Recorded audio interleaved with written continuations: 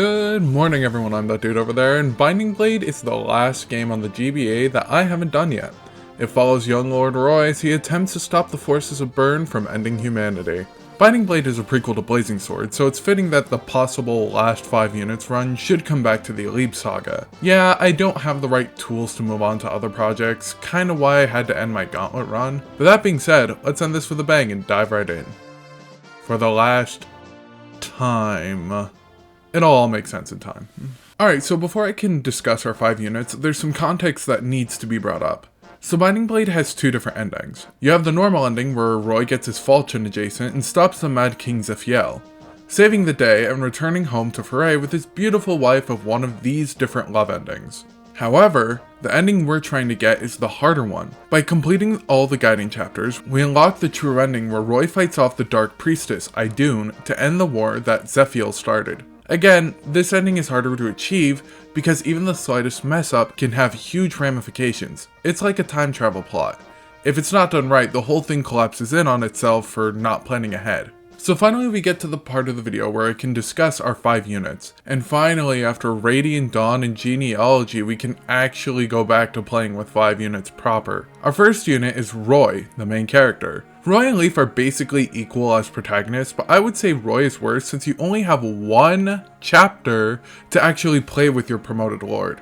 Next is Shauna, who I'll be calling Thani for the rest of the run, because I only remember recently that Thani was added into Fae, and her name was localized canonically as Shauna. Anyway, the reason I chose her is because Binding Blade has 2 different routes to take in the game, the Sakai route and the Ilia route.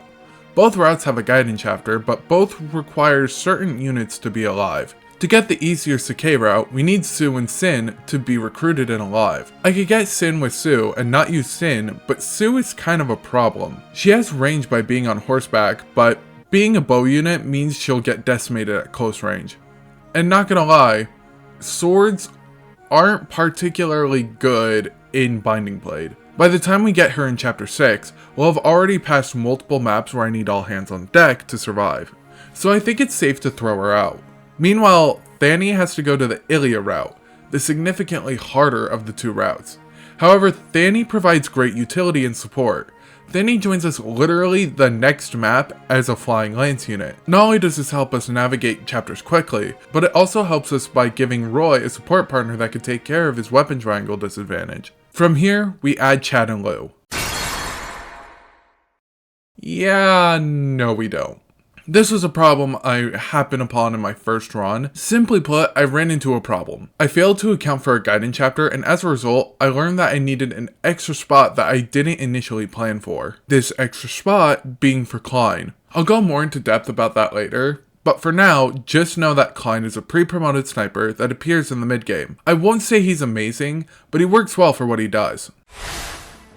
Lou is our next unit as our early game mage. He's our first magical unit, and every time I've used him, he's never let me down.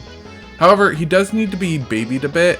And then finally there's Meridi. Meridi is a wyvern rider that joins us in chapter 13 who helps us recruit an important unit to get access to a later guiding chapter. Not only that, but she also has a support with Lou. This will help with shaky hit rates, attack, and provide a bit of critical. Chapter 1. So, step 1 is getting past the tutorial chapter with just Roy. Roy might be a bad lord, but this early on he's decent enough to clear out all the foes without difficulty. After trading around some weapons, we have Marcus wait to death on a village while Roy clears out all the bandits with his 2 iron swords. Once all the bandits have been cleared out, Roy visits the village and kills the boss. While killing off some of our characters like Bolt or Boars would seem optimal here, we actually need to keep them alive for Chapter 2. We get Merlinus this chapter, and if I didn't bring it up in my FE7 run, Merlinus is our convoy. He can attack, but can open chests and visit villages. He can remove things out of the convoy, but can't use any weapons, so in this case, so long as he isn't visiting villages or consuming items, he's all fair to have in the run. But Anyway, the reason why we have everyone alive here is so that way we can create a distraction as our new wave of reinforcements arrive. Deke is a mercenary commander who has been hired by Elibe to aid Roy. Yeah, I bet you didn't expect Elibe to do anything. They don't start as green units, but instead blue units. Of them, we only care about Thani since she and Roy can build support. This also marks the start of Roy's downfall.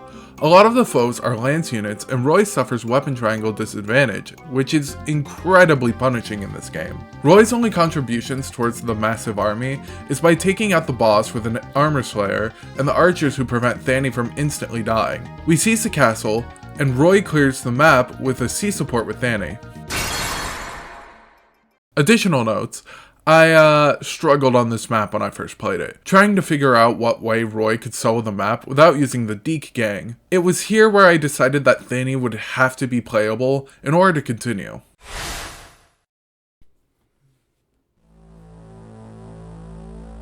Chapter 3.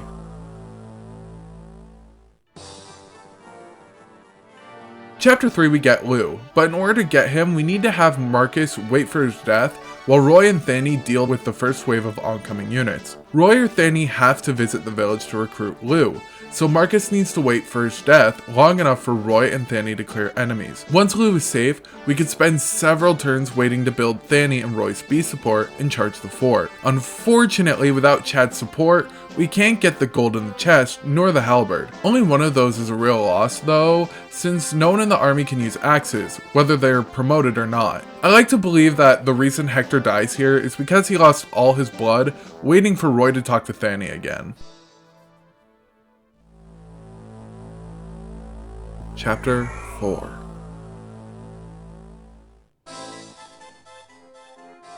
This is one of the most challenging maps of the early game.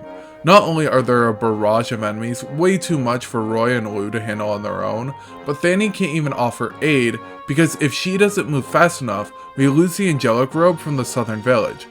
Worse off, if we don't manage our meat shields enough, they'll be too weak to eat hits when Rutger arrives.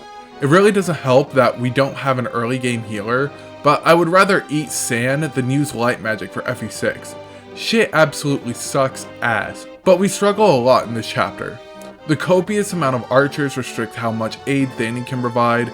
She's still not strong enough to stand a chance to them, especially with only her B support with Roy. It takes a lot of tries to get right, but eventually we manage to defeat Rutger with Roy, eating a round of combat, followed up by Thani and Lou landing the final blows with fire and the javelin, coming together for a perfect strike. After some time shopping and Roy promising Thani some marriage after the war, we feed the final kill to Lou and seize. Chapter 5. Chapter 5 can be handled in two different ways. We decide to go the long way because we still have a lot of units we need to protect for next chapter, and the Gantlets go brrr. My experience from playing this game with 5 units up to 3 to 4 times now starts to show its head a bit here, being able to quickly maneuver around the map quite easily all things considered. By using Roy, we can feed the boss kill to Lou again and seize the map.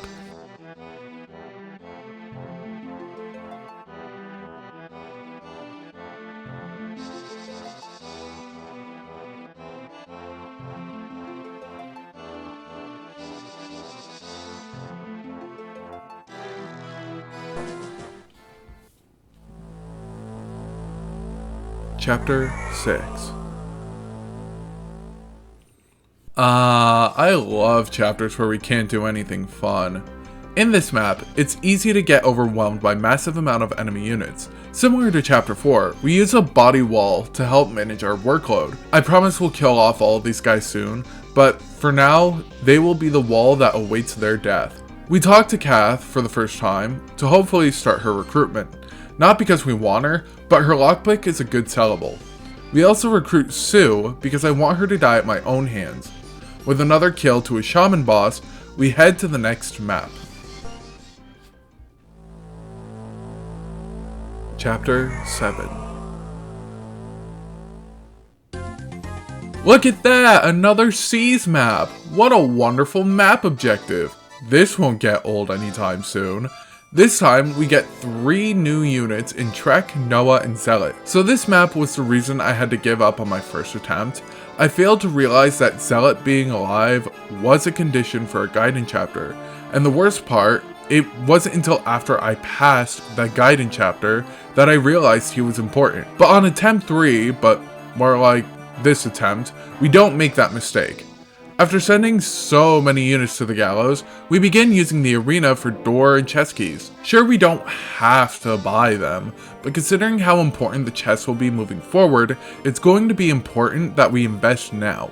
Not only that, but since walls have high HP thresholds, it'll be more helpful to have door keys to get by. Thanny, Lou, and Roy cap out, we fill up the convoy with weapons and seize.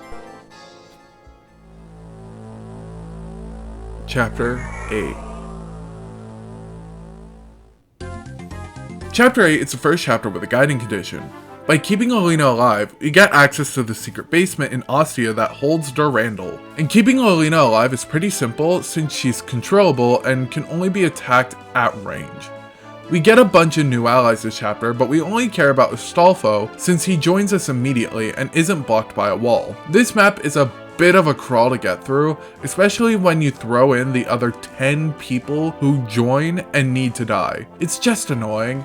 Luckily, we managed to promote Lou this chapter with a guiding ring, found in one of the chests near the boss. So at least with his promotion, we could still train someone in the coming chapters. But Lou isn't the only one. I completely forgot about the Elysian Whip, which is also available this chapter, and use it to promote Thanny into a Falco Knight as well. So the only one who isn't getting any support is the young lion who is capped out at the moment.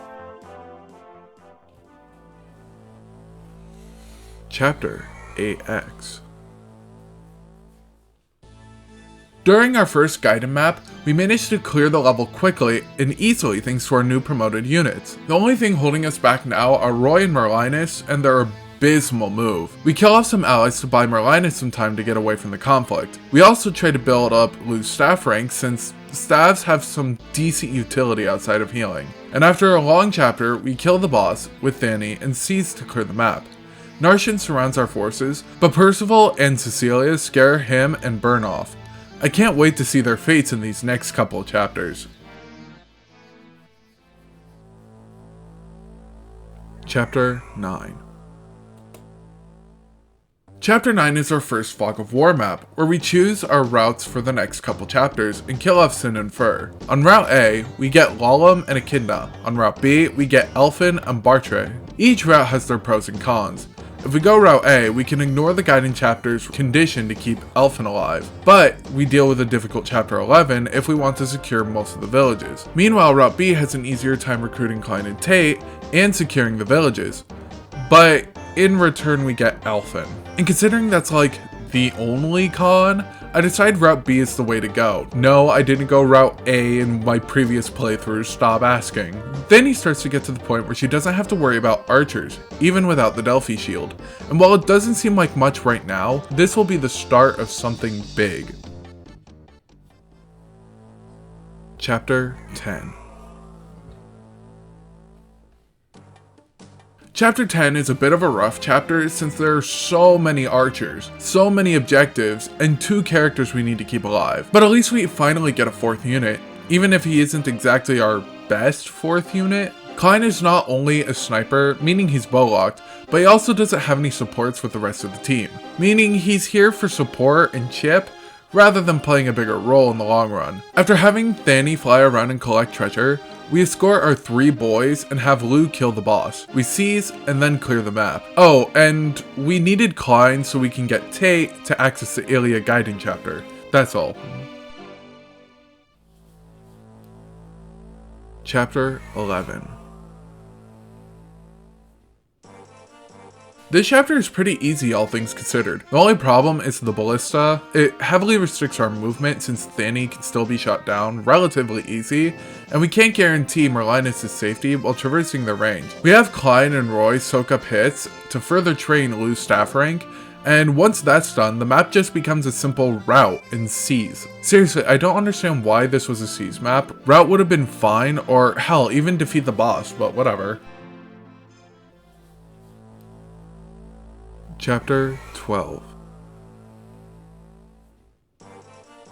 Alright, this chapter, we divide and conquer. There are treasures to obtain, and our team of 4 must act wisely if we want the treasure and get the guide in chapter. Fanny and Lou tackle the right side of the map, meanwhile Roy and Klein take the left.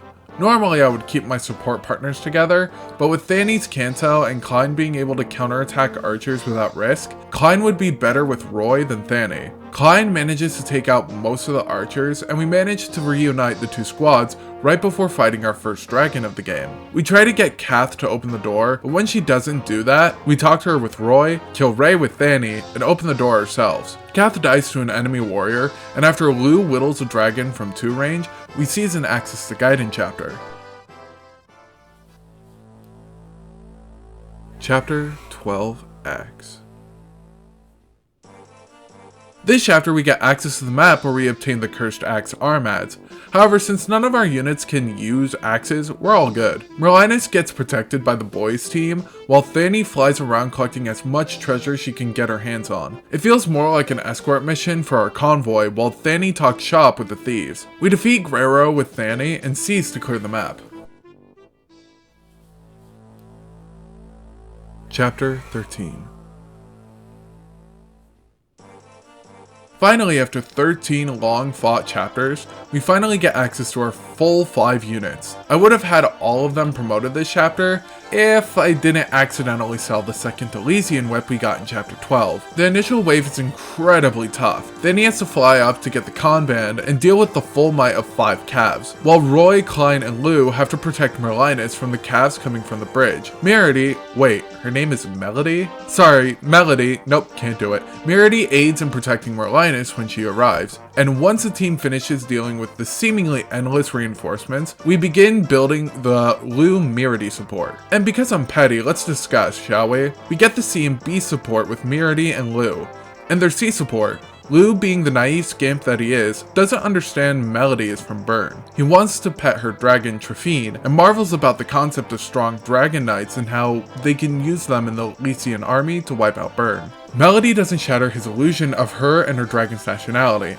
and the two go their separate ways. In the B support, Lou returns with treats for Trifine. The two get along and Lou properly introduces himself to Melody. Melody reluctantly does the same, and learning that she's from Bern causes Lou to run away. Melody regrets telling Lou the truth and hurting Trifine by scaring him away.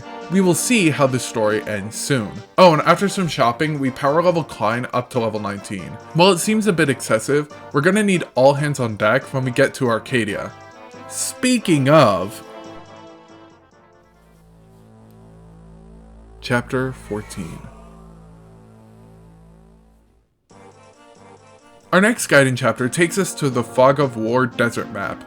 Despite how easy it could be, we can't kill Sophia yet, since she's one of our unlock conditions for the next Gaiden chapter. Since she only needs to be alive, we just need to escort her through the desert without Wyvern Lords destroying her. I end up forgetting about the enemy clerics who start showing up with status staves, and I end up having to reset when a mage kills Merlinus. On attempt 2, we play much more carefully, while keeping up a fast pace. We give Lou the restore staff to start caring for our sleepy units. Rather than snipe out the staff, we have Lou gain staff rank by just restoring Melody to peak form. Fanny finally finds the bishop as she leads the charge to the boss. Throwing Sophia in the corner, we have our flying sisters take care of most of the threats, while Klein, Lou, and Roy follow from behind. After picking up some more staves, and some air calibers, we seize and move on to the hidden lake underneath the desert. Chapter 14X. I hate bolting tomes. After realizing I could skip this map thanks to Melody and Fanny, I have to reset when Melody takes too many thunder strikes to the face. On her second attempt, this chapter flies so much more easily. We airdrop Roy and Lou into the bolting range after dealing with the initial wave of pirates. Lou works overtime to restore Roy and Melody's HP while we wait for the boss and his crony to run out of bolting uses. We also unlock the A support between Lou and Melody. Basically, Lou returns to Melody and he apologizes for running off on her. We get Lou's anime backstory where we learn how much Bern made his life along with his brother and friends' lives worse, making them suffer and taking away their only father figure, leaving all 3 of the boys to take care of the remaining kids in the orphanage. Lou asks if he doesn't have to hate Melody, and the two rekindle their friendship. Aw, this is such a cute support chain. Since I don't have time, can someone please make art for this support? Like, I want to see Lou and Melody and Trifine all enjoying pastries. Sorry, I like it when I see wholesome friendships. Anyway, back to the game. Chapter 15. Chapter 15 could be skipped, but then we miss out on the hammer and staff, and I wouldn't do that. We'll need it for a stupid thing I want to do later, so we just kind of play the map normally. Melody and Lou go on to be a power duo. Meanwhile, Fanny has to hold Roy's hand for a majority of the map. Roy can't double well, and since he's going against so many lance units, he's borderline a liability, except when it comes to seizing and visiting villages. Chapter 16. Ring around the rosy, pocket full of posies. Sorry, that's just the vibe of the map. Our guiding condition is a general named Douglas surviving. This is difficult because the man likes to run about and can't be calmed down. There is some valuable loot here, and we also need to recruit a wyvern rider named Zeiss for another guiding chapter later. Thankfully, Douglas has some bad move, but we need to move fast and effectively to accomplish our objectives before the... Oh, there's no terminal limit? Never mind, let's take our time and get ballin'. After whittling down a bolting mage, we talk to and recruit Lou for some shenanigans later. After stripping his inventory, we send him to die, buying us some time to start circling around to the other side of the map. We moved a bit too slow, and Douglas was hot on our trail. We instead go around to unlock the door and access the left part of the map, wiping out as many foes as we possibly could before Douglas could catch us. It's also important to move Merlinus as we go, since he and Douglas have the same move. Lou manages to lead Douglas far enough away for us to properly dispose of all our main threats and the waves of reinforcements that halt our progress. From here, we manage to unleash our special tactic to stop Douglas from being a problem. See, Douglas won't harm two units, Golem and Elfin. He won't attack them under any circumstance and will go around them if he can. We abuse this by locking him in one of the treasure rooms after we clean it out, using Fanny to bait him in, Lou to rescue the Falco Knight, and Melody to drop the Elfin we deployed on the map. Now with that out of the way, the rest of the map is easy. We recruit Zeiss and begin making some special purchases at the secret shop, promoting Melody into a wyvern lord, finally, and bumping Lou, Roy, and I think Klein's HP with the angelic robes inside. Unfortunately, we can't steal the Delphi shield from Narshan, but we make up for it by feeding Melody a tasty level up. Chapter 16X. God, I hate this map. Not only is the sky trying to kill me, but the enemies are berserking me, silencing me, and putting me to sleep. And that wouldn't be so bad if I didn't only have one staff user. We have to reset once when Melody gets berserked, and Lou gets silenced, unable to help her. Next time around, we play a lot slower to drain out the status staves and restore with Lou. With Fanny nearly maxing out sword rank, we give her remaining swords to Melody to develop hers. We get Douglas killed for wasting our time, and cease to clear the map. Chapter Route split time! And we finally make our way to Elibe. This map isn't that horrible, but because I know we're gonna need the support later on, I decided to take this chance to power level Melody in the arena in preparation of what's to come. Overall, this map isn't that dangerous, and we seize and move on to the next map. Chapter 18. Ah, now that's more like it. See, the two main things we want for this chapter are the goddess icon and the secret book. The guiding ring is more or less useless outside of funds to boost our army. The foe has ballistas we need to take care of.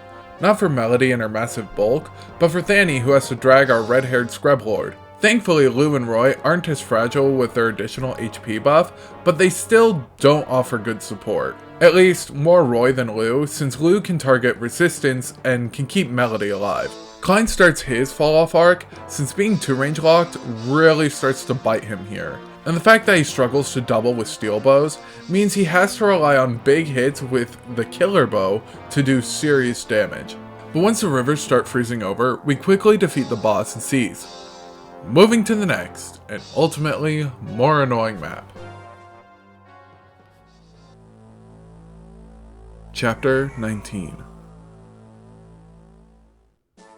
Chapter 19 is a bitter cold fog of war map.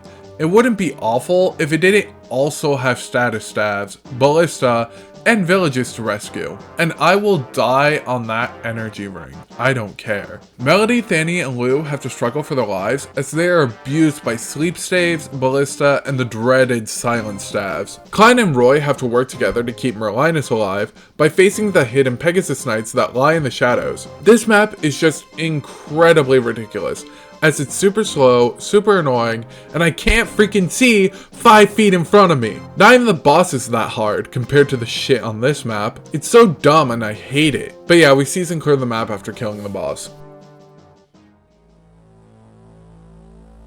Chapter 20. This chapter is actually pretty fun. Melody and Lou need to work together with Klein to get the treasure and keep Juno safe. Roy and eventually Thani have to travel around the map to defeat the boss within the time limit with Merlinus' help. I say Hi Ash. This is gonna fuck up the recording, but hi. I'm sorry for the cat. Roy and eventually Thani have to travel around the map to defeat the boss within the time limit, while also escorting Merlinus. I say eventually because Thani has to recruit Juno first to guarantee the No! I say eventually because Thani has to recruit Juno first to guarantee the Gaiden chapter. This map pushed me to my limits as Lou had to take care of Melody and Klein, while the other two took care of all potential threats from the left side of the map. Meanwhile, Roy needed to step up and grow a pair as he tried to get rid of the many status staves on the right side of the map without the constant support from Thani. It was a real nail biter as the turns tick down, and if you aren't sick of me saying it as often as I do, we eventually take down the boss with an armor slayer and seize to clear the map. Chapter 20X. This is my least favorite guiding chapter, with the only competition being from 16X. But unlike that chapter where it's just hard, this one is just because it's really boring. Like, we smash walls down and fight the foes inside. It's a worse version from Light from FE7, since the enemies aren't really strong, and it's actually pretty easy regardless of army size. So, I'm not gonna delve into this chapter since I don't really remember anything too crazy showing up. Chapter 21. Alright, this is the Binding Blade map we all feared of fucking up in the game. The constant waves of reinforcements, the boss being a massive Giga Chad, and the secret shop for all the last minute preparations for the endgame. It's a shame we only have 30 turns. I would have loved to optimize before clearing, but since we can't, I decided to roll out all my funds for this chapter. While Lou, Melody, and Roy maneuver around the enemies, Thani heads to the secret shop to buy our final stat boosters for the run. We bought 2 pairs of boots, one for Klein and one for Lou, just to keep up with the army. We would have needed 3, but Roy uses the one we found in the desert map 9 chapters ago. We also pick up bolting for Lou in case his first one runs out. From there we buy 5 talismans, 3 energy drops, and 2 Draco shields. The reason for the major investment into talismans is mostly for Melody, so that way we can have her endure just as much as Thani. Meanwhile, the rest is being spread around to build a Juggernaut party who can't fall easily. While this all is going down, Klein is protecting Merlinus as we send Yodel, Zealot, Tate, and Juno to their early graves. Surprisingly, the hardest part wasn't getting to the secret shop, but it was keeping Roy alive surrounded by the Wyvern Knights and Lords. And that's not just when we got close to the boss, but also when we were approaching the secret shop. Thani destroys Murdoch with the Armor Slayer, and next turn, Roy seizes to end the map, and acts as the final Gaiden chapter. Chapter 21X. I'm embarrassed to say that I had to restart this map. We got Merlinus killed, and since I need him to bench Apocalypse, we have to travel slowly to keep him alive. Meanwhile, the opening of this map is a clusterfuck, since everyone is scrambling to claim the stat boosters we bought, while enemies begin swarming at us. We don't care about the chest, since having a 50-50 chance to spawn an enemy isn't exactly great, and we have enough healing tools to keep us safe. This is another chapter where not a lot happens outside of escorting Merlinus around. Roy finally gets his binding blade, meaning he finally promotes. I can't wait for this to be useful in the next coming chapters. What do you mean there are only 4 chapters left? Chapter 22. This is the final chapter of the game normally, meaning, as I stated in the beginning, you only get promoted Roy for a total of 1 chapter if you didn't hunt the legendary weapons. Ignoring how funny as shit that is, we have the funniest opening play as we berserk a berserk staff user. I thought that he would begin berserking his allies, but instead he just completely shuts off. I guess magic users just can't do anything if berserked, so I just went ahead and berserked a nearby sniper to ensure the druid couldn't do anything, cementing its death. It was the funniest shit I've ever seen. We don't need all the chests here since there's not a lot we need after this. Our main goal is to press 2 buttons before facing Zephiel, so naturally we split up and have Klein stick with Roy. However, unlike last time in Ilia, we begin feeding kills to Roy, since he's the only character who can still level up. You know what's funny? I also fielded Zeiss's chapter, and he doesn't die till like the final turns of the map. While Zephiel's chamber is still intimidating, we just play slow and ensure our 5-man band can successfully progress closer to the King of Bern without any heavy casualties. While the King's reinforcements give us a scare, Thani continues to prove why she's the best unit by killing off Zephiel, leaving Klein to sit on the throne before Roy seizes. Chapter 23. With the exception of Endgame, these last 2 chapters are siege maps, meaning most if not all the game is full of fucking siege maps. Like, why wasn't the last map kill boss? It seems so stupid to seize. Same with this chapter, and again the chapter after. It's a good thing Idun doesn't require you to seize, because that would be funny for all the wrong reasons. Anyway, this map is the last map to buy goods for the final 2 maps. We decided to sell off the majority of our convoy to buy up all the expensive weapons and heavy hitters. Not because it was financially appropriate, but because I didn't need many weapons for the next couple chapters. We finally maxed out Melody's sword rank this chapter, meaning everyone is maxed out, except for the young lion, who's still a few levels short. And spoilers, he's not going to hit that cap before Idun. We send our last remaining units to die this map. Faye, since it only makes sense. Elfin, because I was concerned about keeping him alive up until now. And now that he didn't need to be here anymore, he could just, you know, perish. And Jagan.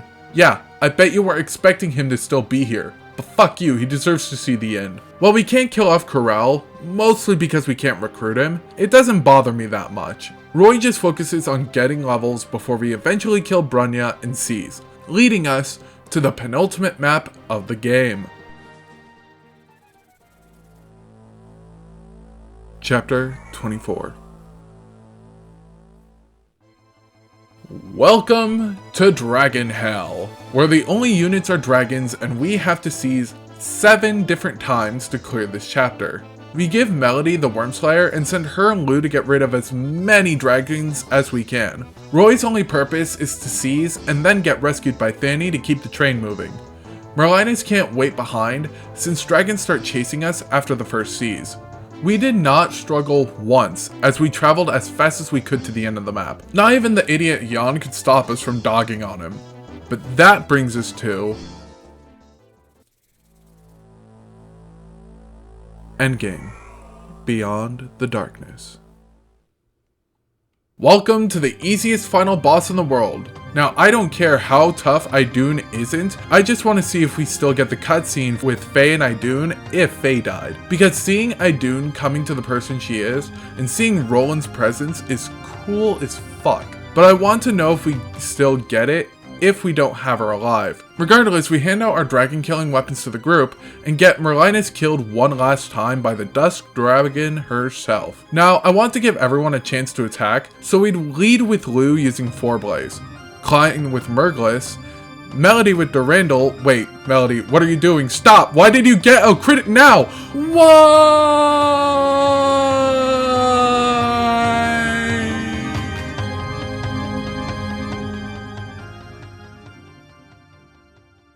If I sounded a little less enthusiastic or ran out of things to say near the end, don't blame me, I genuinely had nothing left to say. I mean, what can I say? After playing Binding Blade with 5 units, back to back to back to back, it's a little hard to feel enthusiastic about writing down your thoughts 4 different times. Now before, I would say something like, oh, and that ends the 5 units run since that covers all the available copies of FE titles. But with time and newfound technology, I finally have access to at least 5 more runs! So join me next time as we jump into Fire Emblem Awakening. And if you believe that I can beat Fire Emblem Awakening with 2 units, let me know in the comments below.